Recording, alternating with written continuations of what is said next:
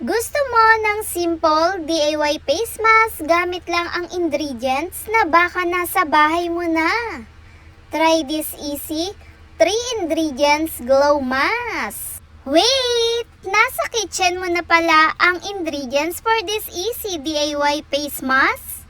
Save this budget-friendly glow hack!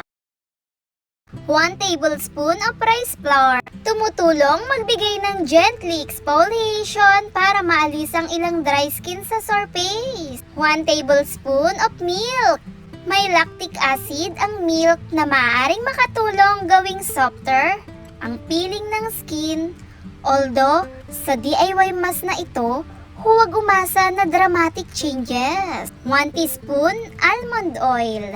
Nagdadagdag ng moisture at tumutulong para hindi gaanong dry ang pakiramdam ng skin pagkatapos banlawan. Paghaluin lang ang rice flour, milk, at almond oil hanggang maging smooth at creamy ang texture. Kung masyadong thick ang mixture, magdagdag lang ng ilang patak ng milk. I-apply ang manipis at even layer sa malinis na paste. Leave it on for about 10 minutes. Then, banlawan gamit ang lukewarm water.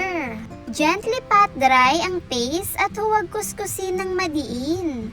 Dahil mas gently care, ang mas okay para sa skin. After rinsing, your skin may feel softer at mas fresh looking dahil sa added moisture at gently exfoliation. Perfect ito para sa self-care night. Pero tandaan na hindi nito mapapalitan ang consistent skincare routine.